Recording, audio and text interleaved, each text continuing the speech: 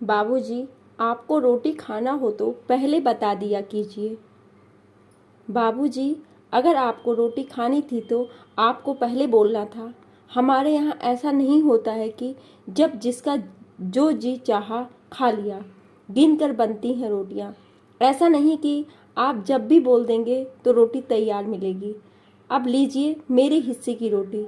आज मैं किसी तरह चावल खा लूँगी और क्या। बोलकर तमक कर उठी अंजना और 2 रोटियां अशोक जी के प्लेट में बड़ी ही उपेक्षा से रखा और खुद चावल वाले डोंगे से चावल निकालकर अपने प्लेट में रखने लगी। अशोक जी अपनी बहू का ये रूप देखकर एकदम अवाक रह गए। उन्हें इस अपमान की तो सपने में भी उम्मीद नहीं थी। खैर, अंजना का ऐसा विद्रूप व्यवहार देखकर चौंक तो रमा जी भी गई थी, पर उनसे पति का अपमान बर्दाश्त नहीं हुआ, इसलिए बोल पड़ी। बहू, तुमने अपने हिस्से की रोटी क्यों दे दी? तुम मुझसे ले लो रोटी। रहने दीजिए माँ जी, ऐसा ही था तो पहले क्यों नहीं दे दी खुद की रोटियां? आप दोनों एक जैसे हैं। अब चलिए खाना खाइए और मुझे भी चैन से खाने दीजिए। उन्हें भी कदाचित अपनी बड़ी बहू से ये उम्मीद नहीं थी और वह जानती थी कि ये लड़ाई सिर्फ रोटी को लेकर नहीं है, बल्कि अब बहू बेटा उन्हें बर्दाश्त नहीं कर पा रहे हैं। फिर भी मुन्ना थोड़ा सा तो लिहाज करता ही था, इसलिए दोनों ने इस आस के साथ अपने बेटे राजीव यानी मुन्ना की तरफ देखा, जिसे वह प्यार से मुन्ना कहकर बुलाते थे, कि वह शायद वह अपनी पत्नी की बात का विरोध करते हुए कहेगा, भला ऐसे कैसे तुम अम्मा और बाबूजी से बात कर रही हो? लेकिन जब उन्होंने देखा उनका बेटा सिर झुकाए चुपचाप रोटी के टुकड़े तोड़कर अपने मुंह में रख रहा है, तब ये समझ गए कि अब इस घर में उनका दाना पानी उठ चुका है। अब सम्मान की रोटी यहाँ हरगिज नसीब नहीं होगी। चुपचाप दोनों अपमान के घूंट के साथ किसी तरह रोटी के टुकड़े निगल गए। अशोक जी ने तो दोबारा सब्जी भी नहीं ली, बस किसी तरह रोटी दाल में भिगोकर निगल गए। अगर जरा सा भी खाना छोड़ देते तो फिर सुनने को मिलता कि खाना बर्बाद कर रहे हैं। इधर पति के अपमान से और बेटे की चुप्पी से रमा जी की आंखों से आंसू इस तरह बहे जा रहे थे कि रोटी कुछ ज्यादा ही नमकीन लग रही थी। लेकिन उन्होंने भी बिना एक भी आवाज किए किसी तरह थाली का खाना खत्म किया। खाना खत्म करके दोनों जब अपने कमरे में आए तो कुछ देर तक उनके मुंह से कोई आवाज ही नहीं निकल रही थी। उन्हें समझ में ही नहीं आ रहा था कि क्या बात करें।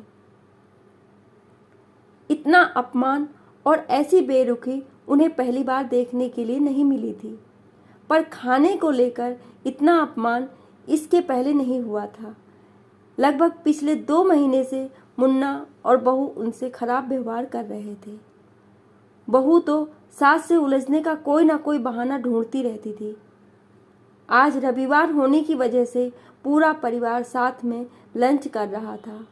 नोनू और सोनू पहले ही खाकर टीवी देखने में लग गए थे। वैसे तो दोपहर में अशोक जी आदतन चावल ही खाते थे। आज बहू ने पनीर बनाया था और पनीर उन्हें रोटी के साथ ही अच्छा लगता था। अतः बहू से रोटी मांग बैठे तो यूं लगा जैसे तूफान आ गया हो। बहू का वो रौद्र रूप, वो आंखें तरेर कर हाथ नचाना सब याद करके अशोक जी और रमा जी की कर्तव्य विमूढ़ सा महसूस कर रहे थे। इस बात को दिल से मत लगाओ दुल्हन, बहुत थक गई होगी। फिर मैंने भी खामखा रोटी मांगकर उसे परेशान कर दिया था। जब रमा जी ब्याह कर आई तब अशोक जी का बड़ा सा संयुक्त परिवार हुआ करता था। 3 सास और 1 परसास। घर में सबकी लाडली बहू थी। गुलगोथनी सी प्यारी भोली भाली रमा जी सब उन्हें दुल्हन कहकर बुलाती थी। जाने कब सबकी सुना सुनी अशोक जी भी अपनी पत्नी रमा को दुल्हन कहकर बुलाने लगे थे। और आज जबकि खुद रमा जी 2 बहुओं की सास थीं, फिर भी अशोक जी उन्हें दुल्हन छोड़कर और कुछ बुला नहीं पाए। पति के मुंह से सहानुभूति के 2 शब्द सुनने थे कि रमा जी के अब तक जतन से रोके हुए आंसू निकल पड़े। वो ऐसी हिचकियां लेकर रोई जैसे कोई हादसा हो गया हो। रोते हुए मुंह साड़ी के आंचल से दबा दिया ताकि रोने की आवाज कमरे से बाहर ना जाए। अशोक जी उनकी पीठ सहलाते रहे। थोड़ी देर बाद जब रमा जी कुछ संयत हुई तो बोल पड़ी, आप अब चलिए यहाँ से। इतना अपमान होता रहा आपका, फिर भी आपसे वह रोटी खाई कैसे गई। तब बेहद निराश होकर बोले अशोक जी, ये सोच कर खा लेता हूँ दुल्हन कि भले ही खाना बहू ने बनाया हो, पर कमाई तो मेरे बेटे की है ना। बोलते हुए आंखें छलक आई थी अशोक जी की, जिसे रमा जी ने आगे बढ़कर अपने आंचल से पोंछ दिया था। सच, बुढ़ापा इंसान को कितना मजबूर बना देता है। जब शरीर की शक्ति क्षीण होती है तो अपमान का गरल भी पीना पड़ता है।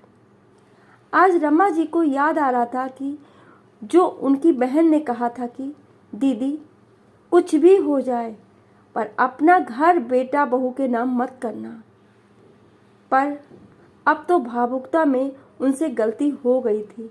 अब क्या हो सकता था। दरअसल अशोक जी और रमा जी के 2 बेटे थे, बड़ा राजीव मुन्ना और छोटा संजीव। राजीव हमेशा से माँ का लाडला रहा था। बड़ी मिन्नतों के बाद जन्मे अपनी पहली संतान को प्यार करते हुए रमा जी ने जैसे अपनी आंखों पर पट्टी बांध ली थी। इसलिए राजीव का स्वार्थी स्वभाव और खुदगर्जी उन्हें नहीं दिखती थी। संजीव राजीव के मुकाबले पढ़ाई में उतना ज़हीन नहीं था, पर अनुशासित था। जैसे जैसे दोनों बड़े होते गए, राजीव और उद्दंड होता गया और संजीव अपने लक्ष्य को समर्पित होने लगा। राजीव एक प्राइवेट कंपनी में जॉब करने लगा और संजीव इंजीनियरिंग में बहुत अच्छा करने के बाद नौकरी के सिलसिले में जो अमेरिका गया तो फिर वहीं की लड़की के साथ ब्याह कर वहीं का होकर रह गया था। उसने माता पिता से संपर्क तो नहीं तोड़ा था, पर उसने शादी एक भारतीय मूल की लड़की लीजा से कर ली, जिसके पिता अमेरिका में ही बस गए थे। वैसे तो उससे माता पिता को कोई खास नाराजगी नहीं थी, क्योंकि उन्हें संजीव से कोई उम्मीद नहीं थी। उन्होंने तो सारी उम्मीद अपने बड़े बेटे राजीव से लगा रखी थी। अशोक जी ने अपने सर्विस काल में सारी जमा पूंजी लगाकर मकान बनवाया था। 4 साल पहले रेलवे की सरकारी नौकरी से रिटायर हुए थे अशोक जी, और दोनों पति पत्नी चितरंजन में आराम से रह रहे थे। मुन्ना एक प्राइवेट फर्म में था और बेंगलोर में नौकरी कर रहा था। वह पत्नी सहित दोनों बेटों सोनू और नोनू के साथ रह रहा था। जब उन्हें वहां अपना फ्लैट लेना था और पैसे कम पड़ रहे थे, इसके अलावा उसके दिमाग में मकान को अकेले हड़पने की योजना भी चल रही थी। छोटे बेटे संजीव ने विदेशी लड़की से शादी कर ली थी, इसलिए माता पिता दोनों उससे तो नाराज थे ही। सो इसी का फायदा उठाया राजीव ने। राजीव के सास ससुर भी उसकी कमाई पर पल रहे थे और उनके साथ ही रहते थे। अब अशोक जी और रमा जी के आ जाने से राजीव उन्हें अलग एक किराए के घर में रखवा दिया था। इसलिए भी अंजना को सास ससुर इतना ज़्यादा खटक रहे थे। अब बड़ा सा घर हड़पना था तो उन्हें तिकड़म भी बड़ी खेलनी पड़ रही थी। इसके लिए संजीव की हिस्सेदारी घर पर खत्म करनी जरूरी थी। राजीव और अंजना ने यह कहकर कि संजीव ने तो लीजा से लव मैरिज कर ली है और विदेशों में शादियां तो टिकती नहीं हैं, सो अगर उनका तलाक हुआ और माता पिता ने घर और जायदाद का बंटवारा किया तो एक हिस्सा लीजा को भी मिलेगा और इस तरह मेहनत से बना हुआ घर किसी और के हाथ चला जाएगा। फिर अपनी माँ की भावनाओं को उकसाते हुए मुन्ना बोला, सोचो माँ, जिस घर में आप ठाकुर जी की पूजा करते हो वहां विदेशी मांस खाकर अपवित्र कर देंगे। सुनकर तिलमिला गई रमा जी और किसी तरह अशोक जी को जोर दिलाकर घर राजीव के नाम लिखवा दिया। तब तो बेटा बहू इतना मीठा बोल बोलते और इतना मान सत्कार और सादर देते कि रमा जी और अशोक जी एकदम गदगद हो गए। और अब जब अशोक जी उनकी बातों में आकर अपना सब कुछ छोड़कर उनके साथ आकर बेंगलोर में रहने चले आए, तब कुछ ही दिनों में वो लोग अपनी असलियत पर उतर आए थे। इधर अशोक जी और रमा जी से अब अपमान बर्दाश्त नहीं हो रहा था, पर उस घर और पेंशन की मामूली रकम के अलावा और कोई संपत्ति तो नहीं थी उनके पास। घर तो मुन्ना अपने नाम लिखवा चुका था। पेंशन का अधिकांश रकम घर के राशन पर खर्च हो जाता था। बहू की ढिठाई तो इतनी थी कि मुन्ना के ऑफिस जाते ही घर के बढ़े हुए खर्चे का रोना लेकर बैठ जाती और जब तब अशोक जी को बाजार से सामान लाने भेज देती। उन्हें पैसे देने का तो सवाल ही नहीं उठता था, क्योंकि बहू उन्हें ये याद दिलाना नहीं भूलती थी कि उन दोनों के आने से घर का खर्चा भी बढ़ गया था और अशोक जी को पेंशन तो मिलती ही थी। कुल मिलाकर दूध सब्जी का खर्च तो अशोक जी उठा ही रहे थे। अब कभी कभी राशन भी लाना पड़ जाता था। दोनों पति पत्नी सज्जन थे और उनके पैसे बेटा बहू और बच्चों पर खर्च हो रहा था, इसलिए कुछ बोल नहीं पा रहे थे। पर ऐसे में पेंशन की सारी रकम कमोवेश राशन पर ही खर्च हो रही थी।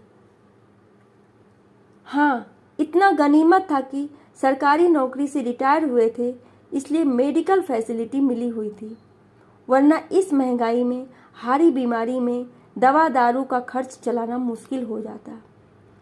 आज अशोक जी को अफसोस हो रहा था कि उन्होंने अपने बेटे मुन्ना की बात मानकर अपना मकान क्यों उसके नाम कर दिया। इन दिनों अशोक जी अक्सर सोचा करते कि कम से कम घर अपना होता तो सिर पर एक इज्जत की छत तो होती। इतना अपमान और तिरस्कार सहकर वे कभी भी किसी और के घर में नहीं रहते। अब जो व्यवहार मुन्ना और बहू उनके साथ कर रहे थे, तो इस घर और घर के लोगों को अपना तो नहीं कहा जा सकता था। आहा, कितना सुंदर हवादार घर था वो। बड़ा सा अहाता उस घर की खूबसूरती को और बढ़ा देता था। बचपन में दोनों बच्चे टायर लगाकर बड़े पेड़ से टांग दिया करते और झूल कर बहुत खुश होते। समय के साथ लोग फ्लैट में रहने लगे थे, पर अशोक जी को वह हवादार घर बहुत प्रिय था, जो अब मुन्ना अपने नाम कराकर जल्दी से किसी थर्ड पार्टी को बेच भी दिया था। कदाचित उसके मन में ये बात आई होगी कि अगर घर किसी को बेचा नहीं तो कल को संजीव उस पर अपना हक जमा सकता है। तब तो इतना प्यार दिखा रहे थे मुन्ना और बहू कि अशोक जी को लगा कि वह कितने किस्मत वाले हैं जो उन्हें इतने अच्छे बेटा और बहू मिले हैं। लेकिन घर उनके नाम करते ही लगभग 2-3 महीने के अंदर ही दोनों के साथ खराब व्यवहार करना शुरू हो गया था। सच कहते हैं लोग कि सबसे पहले इंसान अपना रंग बदलता है, गिरगिट तो यूं ही बदनाम है। आज जीवन संध्या में दोनों अपने सूने मन के आंगन को लेकर सोच रहे थे कि अब इसमें उजाला कौन करेगा। पर वो कहते हैं ना कि हर परेशानी का हल होता है। एक दिन छोटे बेटे संजीव का फोन आया तो दोनों संजोग से पार्क में थे। वह भी बहू की प्राइवेसी देने के लिए दोनों निकल आए थे, क्योंकि उनके रहने से बहू का मुंह हमेशा सूजा रहता था। तो मुन्ना ने खुद कहा था कि अम्मा बाबू, आप लोग हमेशा घर में मत पड़े रहिए, बल्कि कभी कभी बाहर पार्क में घूम आया कीजिए, इससे थोड़ा अंजना को सुकून मिल जाएगा। वैसे भी दोनों जब घर पर होते थे तो बेटा बहू दोनों की कड़ी नज़र रहती थी कि वह किससे बात कर रहे हैं और क्या बात कर रहे हैं। इसलिए जब घर में किसी का फ़ोन आता था तो वह नहीं लेते थे। आज दोनों पार्क में निकल तो आए तो खुली हवा में थोड़ी देर को अपना अपमान भूल बैठे थे। आखिर सरल हृदय जो थे। आज संजोग अच्छा था जो संजीव का फ़ोन आया और अशोक जी ने सामान्य बातचीत के बाद फ़ोन रमा जी को पकड़ा दिया था। रमा जी ने रोते बिलखते हुए राजीव की सारी कारस्तानी संजीव को बता दी। सुनकर संजीव स्तब्ध रह गया और जल्दी आने का आश्वासन देते हुए बोला, एक खुशखबरी है कि लीजा माँ बनने वाली है। सुनकर बहुत खुश हुए। संजीव जब आया तो माँ पिताजी की दयनीय हालत देखकर उसे सारी परिस्थिति समझने में देर नहीं लगी। संजीव जान गया था कि ये सब भैया भाभी ने बाबूजी का मकान हड़पने और संजीव का हक मारने के लिए किया है। चूंकि भैया भाभी का व्यवहार उसके प्रति भी ठीक नहीं था, इसलिए वह उनके घर में भी नहीं ठहरा और होटल में ही रुका था। अब आगे की लड़ाई आसान तो बिल्कुल नहीं थी। छोटा बेटा माता पिता की तकलीफ देख नहीं पा रहा था। यहाँ तक कि भैया भाभी के घर अपने माँ पिताजी से ढंग से बात तक करने को तरस गया था। माँ अपनी डबडबाई आंखों और कांपते होठों से बहुत कुछ कहना चाहती थी, पर भाभी हमेशा अपना कान उधर ही लगाए रहती कि कहीं संजीव माँ पिताजी के कान तो नहीं भर रहा। इसके अलावा संजीव ने जब ये चाहा कि जिस होटल में वह रुका है माँ पापा को वहाँ ले जाए, उन्हें बाजार घुमा लाए, कुछ शॉपिंग करा दे, तो इसकी अनुमति भी भैया भाभी ने यह कहकर नहीं दिया कि अब इनकी उम्र हो गई है, बाहर का कुछ खाएंगे पिएंगे तो तबीयत खराब हो जाएगी। हालांकि संजीव और माँ बाबूजी तीनों ये समझ रहे थे कि इस बात में कोई दम नहीं है। बस राजीव और अंजना चाहते थे कि माँ और पिताजी किसी से बात ना करें। अब संजीव बाहर रहकर रिश्तों की अहमियत अच्छी तरह समझ चुका था, सो उससे अपने माता पिता के चेहरे पर मुस्कुराहट खिला हुआ देखने का एक ही उपाय समझ में आया कि किसी तरह उनका वह घर खरीद कर दे दे। सो उसने अपनी जमा पूंजी की मोटी रकम दोबारा उस मकान को खरीदने में लगा दी। बचपन से संजीव यही देखता आया था कि माँ पिताजी अपना सारा प्यार राजीव पर ही लुटाते आए थे। माँ तो राजीव भैया के इतने करीब थी कि वो कई बार संजीव के साथ पक्षपातपूर्ण भरा रवैया भी अपना लेती थी। राजीव से दबकर ही संजीव बड़ा हुआ था। कहते हैं कि पूत के पैर पालने में ही दिख जाते हैं। वैसे ही बचपन में भी कई बार राजीव के स्वार्थी स्वभाव का पता चल जाता था, जिसे रमा जी की ममता ढक लेती थी। संजीव इसी भेदभाव को झेलकर बड़ा हुआ था। वहीं इस उम्र में जाकर जब माँ पिताजी को जब राजीव की असलियत पता चली, तब उन्होंने संजीव पर भरोसा और उम्मीद करना शुरू किया। अब कहीं जाकर संजीव को अपने माता पिता का पूरा प्यार मिला और उसे जब राजीव भैया के कारनामे और स्वार्थ के बारे में पता चला तो उसका मन उनके लिए सहानुभूति से भर गया। अपने देश से बाहर जाकर संजीव और भी संवेदनशील हो चुका था। यहाँ तक कि रिश्तों की क्या अहमियत है एवं माता पिता की जगह कोई नहीं ले सकता। ये सब बातें संजीव अब समझने लगा था। इसलिए अशोक जी और रमा जी के लिए उसका प्यार और बढ़ गया था। इसलिए उसके लिए अब अपने माता पिता की खुशी से बढ़कर और कुछ नहीं था। अब के संजीव दिवाली की छुट्टियों में कुछ दिनों के लिए आया तो लीजा और बच्चों को साथ लेकर आया। पहले की तरह होटल में ही ठहरा था। सबसे पहले उसने भैया भाभी से माँ पिताजी को कुछ दिन के लिए अपने पास ले जाने की अनुमति मांगने गया तो भाभी ने उसे खूब खरी खोटी सुनाते हुए कहा, हमें क्या पता आप इन्हें कहाँ लेकर जा रहे हो, ध्यान रखना इनका। वैसे ये दोनों इतने चालाक और कामचोर हैं कि कोई भी इन्हें अपने घर में नहीं रख सकता है। देखना कहीं आप भी इनके चक्कर में पड़कर बर्बाद ना हो जाएं। संजीव चाहता तो भाभी की बात का बहुत करारा जवाब दे सकता था, पर इस समय उसे अपने माता पिता की भलाई के अलावा और कुछ नहीं दिख रहा था। इसलिए उसने जल्दी जल्दी उनका सामान पैक किया और अपने साथ टैक्सी में बिठा लिया। जब रमा जी और अशोक जी घर से बाहर निकल रहे थे, उस वक्त मुन्ना तो ऑफिस से नहीं आया था और बहू ने जानबूझकर रसोई में मसाला कूटने का काम ले लिया था ताकि अंजना को बाहर आकर उन्हें विदा न करना पड़े। अंजना अपने आप में इतनी मगरूर थी कि वह चाहती थी कि माता पिता को देखने कोई रिश्तेदार भी न जाए और वह उन्हें अपने पास रख कर ही सताए। खैर, वह अभी खुश थी कि कुछ दिनों के लिए तो किसी तरह वृद्ध माता पिता से छुट्टी तो मिली। ऊपर से अंजना बोली, ले जाइए इन दोनों को संजीव भैया, कुछ दिन इन्हें ले जाइए, अपने साथ रखेंगे तब पता चलेगा कि बूढ़ों के साथ रहना कितना मुश्किल होता है। कुछ दिन बाद आप तो विदेश चले जाएंगे, फिर तो इन्हें हमारे ही सिर पर पटक कर जाएंगे। वृद्धों के साथ रहना इतना भी आसान नहीं, और यहाँ तो दो दो हैं और दोनों ही एक जैसे।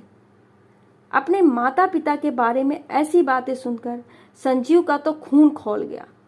उसका तो मन किया कि वह भाभी को खरी खोटी सुनाए, पर राजीव ने अपनी पत्नी का मुंह चुप करने की कोई कोशिश नहीं की, बल्कि वो बगले झांक रहा था।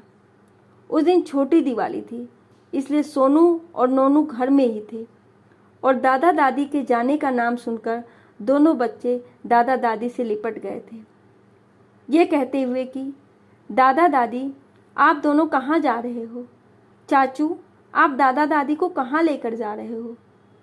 बच्चों की बातों से एक पल को तो रमा और अशोक जी का मन पिघलने को ही था कि अगले ही पल बेटे बहू का प्रतिदिन का अपमान याद आ गया और वह दृढ़ कदमों से छोटे बेटे के साथ बाहर निकल आए।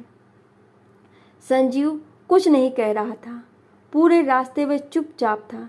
जब गाड़ी स्टेशन की तरफ मुड़ी तब रमा जी से नहीं रहा गया। बेटा, तू हमें कहाँ ले जा रहा है? तो संजीव ने मुस्कुरा कर कहा, माँ, हम घर जा रहे हैं। और अशोक जी की ओर मुखातिब होकर बोला, बाबूजी, मैंने हम तीनों का चित्तरंजन का टिकट करवाया है, हम वहीं जा रहे हैं। आप दोनों के लिए एक सरप्राइज है। जो भी हो, अशोक जी व रमा जी को तो इस बात का बिल्कुल शक भी नहीं हुआ कि संजीव उन्हें वह मकान दिलवाएगा। उन्होंने सोचा कि शायद संजीव उन्हें उस जगह ले जाना चाहता है जहां उन्होंने जिंदगी के इतने खूबसूरत साल गुजारे थे। बहरहाल चित्तरंजन पहुंचकर संजीव ने सीधे अमलादही के लिए जब टैक्सी किया तब रमा जी ने पूछा, संजू, तू अपनी कॉलोनी के लिए क्यों लिए जा रहा है? किसी के घर कोई शुभ समारोह है क्या? संजू ने मुस्कुराते हुए कहा, बस कुछ देर माँ। टैक्सी जब घर के सामने पहुंची तब संजीव ने दोनों को सहारा देकर उतारा और अशोक जी के हाथ में घर की चाबी देकर बोला, बाबूजी, लीजिए घर की चाबी और खोलिए घर का गेट, और अब इस घर से आपको कोई भी नहीं निकाल सकता। मैंने ये घर खरीद लिया है। ये कहते हुए संजीव माँ का हाथ पकड़कर घर के अंदर ले गया। थोड़ी देर बाद सारा सामान अंदर रखकर जब संजीव और अशोक जी ने रमा जी को ढूंढा तो एक बहुत ही मार्मिक दृश्य दिखाई दिया। रमा जी घर की हर कोने को, हर दरवाजे खिड़की को पकड़कर लिपटकर ऐसे रो रही थी जैसे कोई माँ अपने बिछड़े बच्चे को पकड़कर रोती है, और थोड़ी देर में बच्चों की तरह खुश होकर बोली, अरे संजीव, तूने तो मेरे ठाकुर जी को भी बुला लिया है और चाय का सामान भी है। वाह, क्या बात है। अशोक जी चाय के शौकीन थे, सो बोल पड़े। कुछ देर बाद संजीव लीजा और बच्चे को भी ले आया। लीजा अपनी मामी के घर ठहरी थी जो इंडिया में ही रहते थे। चित्तरंजन के समीप आसनसोल में लीजा के मामा का घर था। आज सब इकट्ठे हुए थे और अशोक जी व रमा जी अपनी छोटी बहू और पोते से मिलकर गदगद हो गए थे। और आज घर में जो खाना बना वह बहुत ही स्वादिष्ट था। उसमें किसी का अपमान जो नहीं हुआ था।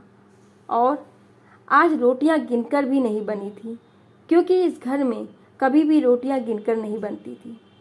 एक बेटे ने आगे बढ़कर माँ पिताजी को स्वाभिमान की जिंदगी दी थी। और आज रमा जी और अशोक जी सोच रहे थे कि जैसे सारी उंगलियां बराबर नहीं होती, वैसे ही सारे बच्चों के संस्कार एक जैसे नहीं होते। जहां संजीव जैसा स्वार्थी और मतलबी बेटा है, वहीं संजीव जैसा बेटा भी उन्होंने ही जना है। मान सम्मान से बढ़कर और क्या हो सकता है भला। आपको ये कहानी कैसी लगी, आप मुझे कमेंट करके ज़रूर बताएं और नए हैं तो सब्सक्राइब ज़रूर करें। Thank you.